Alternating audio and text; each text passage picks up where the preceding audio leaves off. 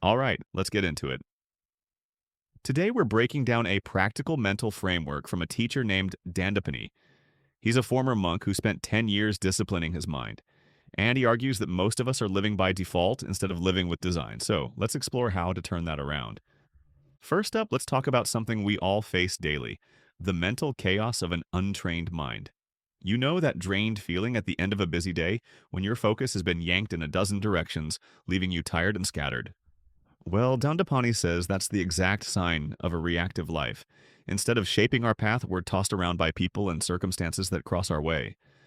But here's the good news: there's another way to operate. He gives us a clear and practical toolkit to shift from reacting blindly to consciously creating. Let's unpack it. Everything starts with a simple model of how your mind works.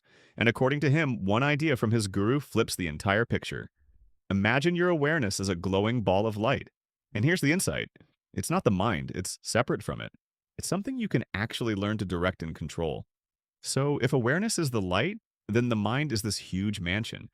Picture it filled with many rooms. There's an anger room, a joy room, a planning room, even a food obsession room. And this is the shift. We usually think we are the room. We say, I'm angry.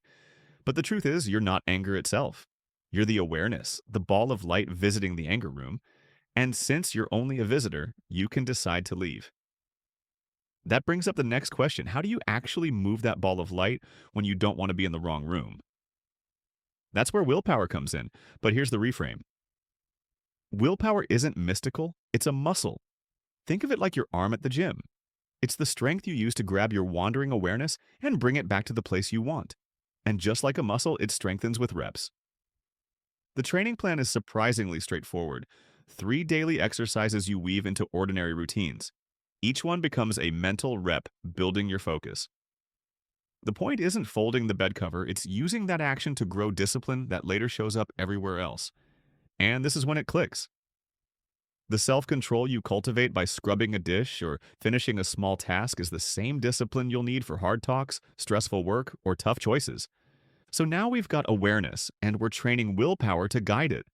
But both require one more ingredient: energy. When we're exhausted, our instinct is to ask how to make more energy. We look for sleep hacks, coffee, or supplements. But Dandapani insists that's the wrong first step. Before adding anything, subtract the waste. Energy leaks are the holes in the bucket. If you keep pouring without patching, you'll always be drained. The biggest leaks: old arguments on loop, toxic people who drain you, pointless distractions pulling your focus away from progress.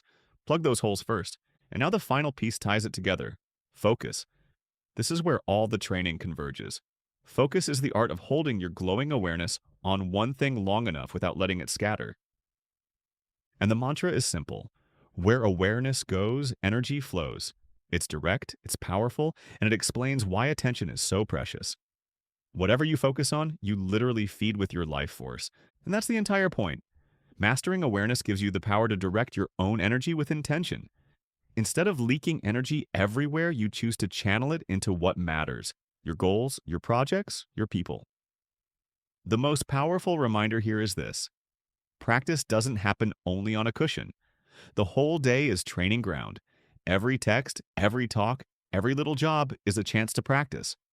So the question isn't whether you'll train today. The question is, how will you choose to train?